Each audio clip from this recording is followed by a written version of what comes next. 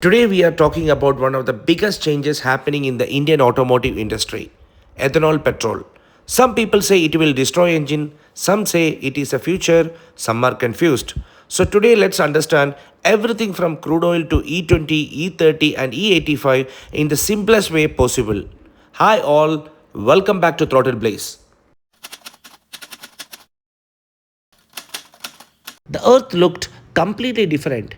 Huge forests, ancient oceans, millions of tiny plants and marine organisms lived everywhere. Layer upon layer kept building for millions of years. Over this time, organic materials become buried. More sand and rocks kept covering them. Deep underground, extreme heat, extreme pressure started changing them. And finally, nature created the crude oil. Today, oil companies drill deep into the ground to extract this crude oil. These wells can be onshore or offshore, located beneath the ocean floor on massive drilling platform. Once the crude oil reaches the surface, it is separated from water and natural gas and storage in large tanks.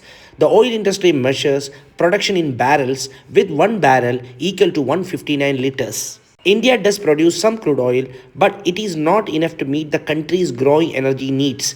That's why India imports nearly 85% of its crude oil from countries like Iraq, Saudi Arabia, the UAE, and Russia. The imported crude oil travels thousands of kilometers on giant oil tankers across the sea to Indian ports. From there, it is transported through pipelines and storage terminals to oil refineries. Inside the refinery, the crude oil is heated and separated into different products.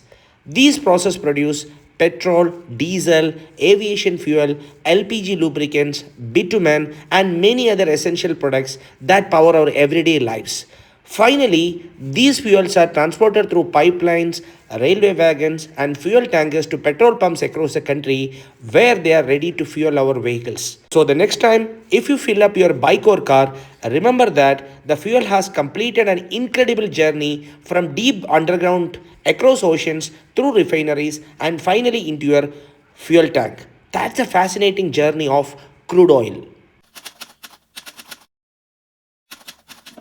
Now comes a question. If petrol already exists, why are we adding ethanol? Ethanol is a renewable fuel made from crops such as sugarcane, maize, and damaged food grains. It is blended with petrol in different percentages. The goal is simple: reduce crude oil imports, support Indian farmers, improve energy security, and make Indians less dependent on imported fuel. The government of India has introduced the ethanol-blended petrol (EBP) program to promote ethanol use starting from 2023. Today, fuel is commonly available as E20, which contains 20% ethanol and 80% of petrol.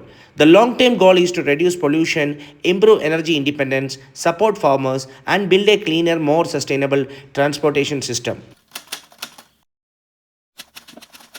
What is E20? E20 simply means 80% petrol, 20% ethanol. The fuel is now available at many petrol pumps. E30 means 70% petrol, 30% ethanol. This will require vehicle design for higher ethanol blends. That means 85% of ethanol and 15% of petrol. These are called flex fuel vehicles. The engine automatically adjusts so the same vehicle can use different ethanol blends. This is the future many manufacturers are preparing for. E20 destroys engine. The fact is, use the fuel recommended by your manufacturer. Myth: every bike can use E85. The fact is, only flex fuel compatible vehicles are designed for E85. Myth: ethanol is same as petrol. The fact: ethanol and petrol are different fuels with different properties. Now we will go to the Q&A section. Question number 1. Can old vehicles use E20? Some older vehicles may not be designed for long-term E20 use. It won't damage the vehicle immediately, but over many years, ethanol can affect certain rubber hoses, seals, and gasket if the vehicle wasn't designed for it. Always follow your manufacturer's recommendation. Question number 2. When did E20 start? India began introducing E20 fuel in selected cities in 2023, and it is gradually expanding across the country. And all our vehicles available in the market now or from last 2 years, they are already E20 compatible. Question number 3. Can E20 compatible vehicles use normal petrol? Yes, E20 compatible vehicles can safely run on both regular petrol and E20. Question number 4. Why is not E20 cheaper? Fuel prices depend on taxes, transport, blending cost and government policy. That's why the pump price is currently very similar, and I don't want to the controversial side of that. Question number 5.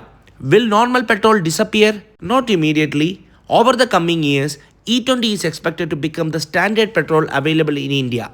Question number 6. Will mileage reduce? Yes, slightly. Ethanol contains less energy than petrol, so mileage may reduce a little, but manufacturers tune E20 compatible engines to minimize the difference. Question number 7. Why is India promoting ethanol? India imports a large portion of its crude oil. Producing ethanol domestically helps reduce import, support farmers, and improves energy security. So, is E20 good or bad? The answer depends on one thing. Use the fuel recommended by your manufacturer. If your vehicle is E20 compatible, there is nothing to worry about. This is one step toward reducing India's dependence on imported crude oil. In the next video, we will dive deeper into E30 and E85, how they work, which vehicle can use them, and whether they are really the future of mobility. If you enjoyed this video, don't forget to like, share, and subscribe, and join the Throttle Blaze family. Thanks for watching, and I will see you in the next one. Bye.